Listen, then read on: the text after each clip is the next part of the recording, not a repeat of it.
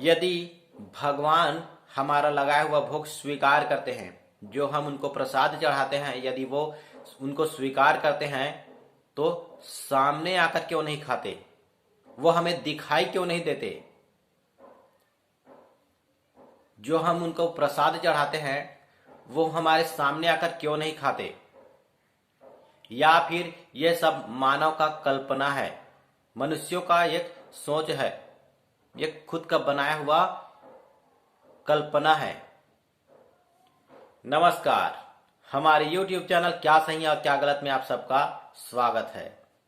दोस्तों, यदि आप भी ऐसा सोचते हैं कि भगवान हमारे सामने आकर क्यों नहीं खाता, या फिर आपके अंदर का यह प्रश्न है, आप शंका में हो कि वो हमारे सामने आकर क्यों नहीं खाता, हम केवल टाइम पास कर रहे हैं उनको भोग लगाकर, यदि आप ऐसा सोचते हो तो दोस्तों आपके अंदर का यह सोच आज से समाप्त हो जाएगा। आपके अंदर का यह प्रश्न सदा सदा के लिए मिट जाएगा। भगवान को जो हम भोग लगाते हैं वह उनको ग्रहण अवश्य करते हैं, लेकिन वो हमारे सामने नहीं आएंगे, कभी नहीं आएंगे। वो तब तक नहीं आएंगे जब तक हम उस लेवल पर नहीं पहुंच जाते। हम उनको पाना नहीं चाहेंगे, हम उनका दर्शन नहीं चाहेंगे, तब तक वह हमारे सामने नहीं आएंगे। दोस्तों, हर कार्य का, हर चीज का एक लेवल होता है। भगवान की भक्ति का भी, प्रेम का भी एक लेवल है। तो हम केवल अगरबत्ती घुमा देते हैं, उनका पूजा पाठ कर लेते हैं कुछ समय तक और उनको प्रसाद चढ़ा देते हैं, तो हम ऐसा सोचते हैं कि हम बहुत बड़े भक्त बन गए हैं। हम उनकी बहुत पूजा पाठ करते हैं, बहुत सेवा करते हैं और उनके ऊपर इस तरह का प्रश्न उठाते हैं। हम अपने अंदर शंका पैदा कर लेते हैं कि वो वास्तव में है कि नहीं है, कि हम जो भोग लगाते हैं उनको स्वीकार करते हैं कि नहीं करते हैं। हम जो भोग लगाते हैं उनको वो अवश्य स्वीकार करते हैं, वो आते हैं हमारे बुलाने से, लेकिन हमें दिखाई नहीं देते क्योंकि हम उस लेवल पर ही नहीं पहुंचे हैं। दोस्तों, वीडियो आगे बढ़ाने से पहले आपको मैं एक छोटा सा एक सच्ची घटना बता रहा हूं। आपने रामकृष्ण परमहंस जी का नाम सुना होगा। रामकृष्ण परमहंस जी मां काली के बहुत बड़े भक्त थे। दोस्तों, मां काली जो है उनके सामने आकर उनके चढ़ाए हुए प्रसाद को वो ग्रहण करती थी। परमहंस जी अपने हाथों से मां काली को भोग खिलाते थे, भोजन कराते थे उनको। वह सामने बैठकर ही उनसे बातें किया करते थे, मां काली से परमहंस जी। उन्होंने अपना सर्वस्व जीवन मां काली को समर्पित कर दिया था। वह अपना संपूर्ण जीवन, अपना हर सुख दुख उनको समर्पित कर दिया था, अपने आप को चढ़ा दिया था, ऐसा समझो उनके ऊपर। मां काली के चरणों में समर्पित कर दिया था खुद को, अपने सभी सुख दुख को। पूरा न्यौछावर हो गया था। वो दिन रात मां काली का नाम जपते रहता था, दिन भर मंदिरों में सेवा, भक्ति भाव, दिन भर उनका नाम लिया करता था। इसीलिए मां उनके ऊपर इतना प्रसन्न थी और उनके सामने आकर वो भोग स्वीकार करती थी। वह जब भी बुलाता तब मां दौड़ी चली आती, ऐसा वहां के लोग कहते हैं, ऐसा उनके बारे में कहा जाता है। दोस्तों, ठीक उसी प्रकार हमें भी उस लेवल में पहुंचना पड़ेगा, हमें भी उस लेवल में जाना पड़ेगा, हमें भी समर्पित करना पड़ेगा अपने आप को। तब भगवान हमें आकर दर्शन देंगे और हमारे हाथों से भोग स्वीकार करेंगे। दोस्तों,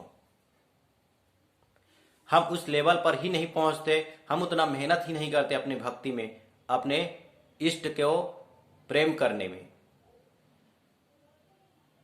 हम उतना भक्ति भाव नहीं रखते अपने ईश्वर ऊपर और उनको सामने आने के लिए बोलते हैं। हम उनके सामर्थ्य पर प्रश्न उठाते हैं।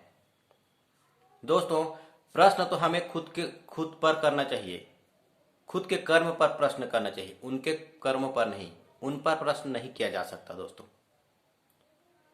वो जब भी बुलाओगे तब भी आएंगे, वो आते भी हैं, लेकिन हमारा वो दृष्टि वैसा नहीं हो पाया है कि उनको देख सके।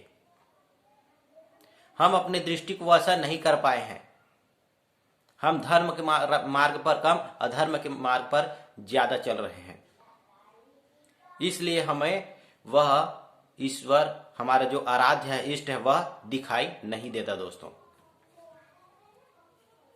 यदि हमें उनको देखना है तो हमारा कर्म धर्म सही करना होगा, भक्ति भाव में डूबना होगा, प्रेम में डूबना होगा।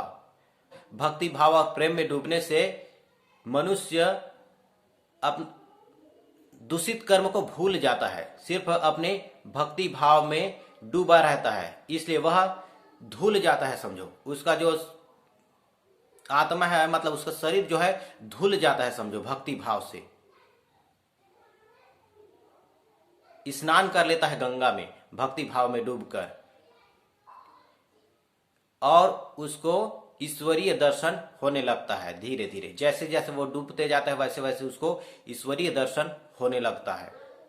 तो वो आपके सामने आकर भी खाएंगे और आपके हाथों से खाएंगे जब आप स्वच्छ हो जाएंगे दोस्तों। जब आप गंदे रहते हो तो आपका कोई दोस्त आपके नजदीक बैठने को तैयार नहीं होता, तो वो तो ईश्वर हैं, आपके अंदर की गंदगी को देख रहे हैं, परख रहे हैं दोस्तों। वो हमें इस दृष्टि से नहीं दिख सकते, क्योंकि हम इस दृष्टि पे से ऐसे ऐसे चीजों को देखते हैं जो हमें देखना नहीं चाहिए।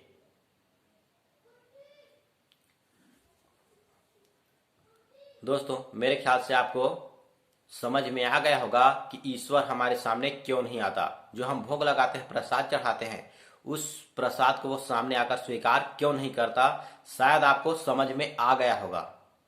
यदि नहीं भी आया होगा दोस्तों, तो आप कमेंट में लिख सकते हैं कि और थोड़ा डिटेल में समझाइए और बताइए, तो मैं आपको और इस टॉपिक पे वीडियो बनाकर बताऊंगा दोस्तों कि भगवान हमारे सामने कैसे आएंगे।